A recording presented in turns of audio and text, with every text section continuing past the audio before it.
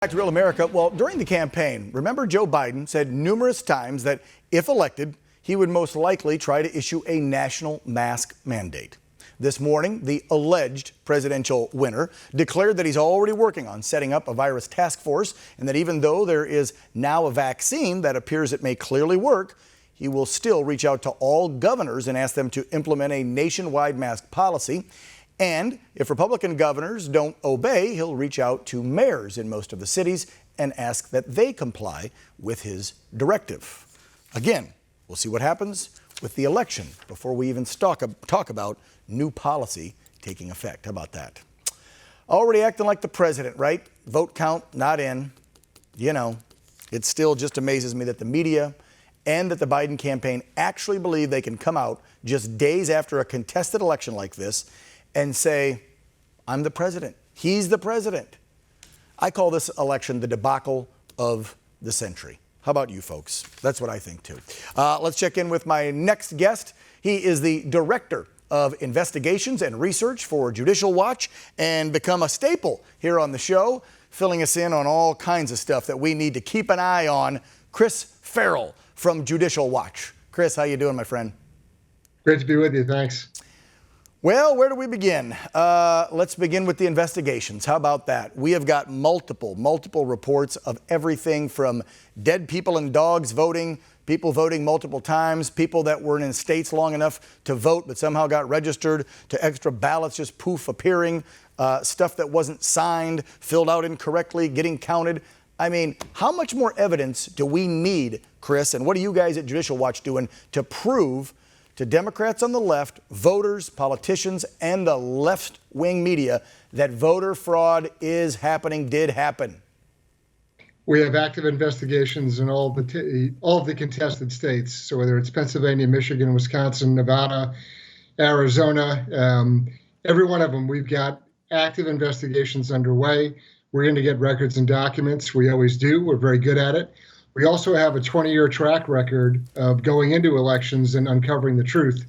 We're the ones back in the year 2000 who went into Florida and gained access to all the Florida ballots using the Florida Sunshine Act, the open records law. The rest of the world then came in behind us. But the folks that actually got access to the ballots the very first time, the hanging chads and the dimpled ballots, that was Judicial Watch. And then the rest of the world came in behind us. So we have a long track record. We just released a report earlier this month that shows that there's 1.8 million people on the voting rolls that shouldn't be there to begin with. All that documentation is on our website. You can read it. We've also been successful in removing people from voting rolls who shouldn't be there. And that's to the tune of 1.5 million in Los Angeles County alone. We've had big court successes in Kentucky, Ohio, and Indiana as well. And so we've got a long set of credentials when it comes to elections.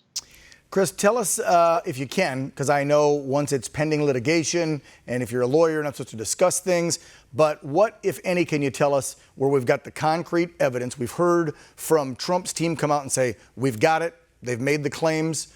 I just like hearing it from other people's mouths so viewers hear it, that we know for sure there's concrete evidence out there. Can you describe some of the voter fraud that we know of going on in Michigan, Wisconsin, Georgia, the Silver State? I mean, that whistleblower from the weekend just told Fox News, hey, I worked for one of them here in Nevada, and I heard the supervisor tell us to do this. I witnessed it. He actually filled out an affidavit. How can the left and the media ignore that when somebody's actually putting their name to it and saying, I saw voter fraud?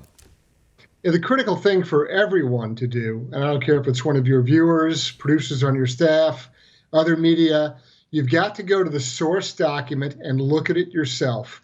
So in instances where, like Rudy Giuliani or other of the president's attorneys have gone into court and filed lawsuits, the lawsuits themselves and the attachments, the exhibits that are actual sworn declarations, that's what people need to go and look at. Not the secondhand scuttlebutt, not the I heard a story and my friend's brother, sister. I don't care about that. I want sworn declarations. I want to see records. And what's been filed in court is what you can hang your hat on. That's what I'm looking forward to seeing more of and hearing more about, is what's actually in these documents where they've got the proof. The biggest problem is, though, Chris, how much damage is already being done by Biden and Harris stepping out there on the stage with their fireworks and their family. I couldn't believe Hunter showed up, by the way, but that's a whole nother story for another day. But getting up there, celebrating, the media being complicit, pretty much saying, declaring, which is not the media's job, he's the winner. How do you backtrack from that now if we go 30, 40 days like we did in 2000 and this gets overturned and we have a President Trump for 4 more years? The damage that is done, how are we going to get that information out there if the media continues to deny it even exists? Well, the problem with it is that it's information warfare. Okay, this is a psychological conditioning operation to program the American public to accept something as being a fact that is not a fact. It's alleged, it's announced, it's promoted, but it's not. The media does not get to call elections in this country. There's a process. There's the Electoral College. They meet in early December. They cast votes. Congress then ratifies what the Electoral College votes on. That's the process, not the Associated Press or some other outlet making an announcement based on their projections. And the problem is, the more the American public keeps hearing president-elect over and over again, it's brainwashing. This is psychological conditioning. The American public is being manipulated, and the facts don't support it.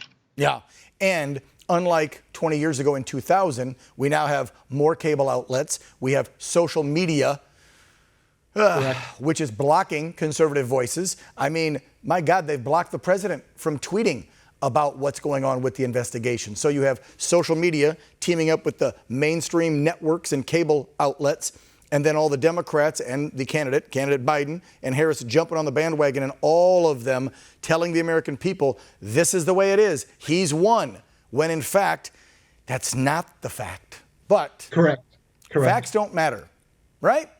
Anymore, I guess. Unfortunately, when you have social media and the news media acting as the propaganda arm of the Democratic Party, that is the one-sided story you get. You are exactly correct. Yeah, it reminds me of that meme that keeps just filtering all over the place. And we've heard some leaders say it over the last couple of weeks, too. You're entitled to your opinion. You're not entitled to your own facts.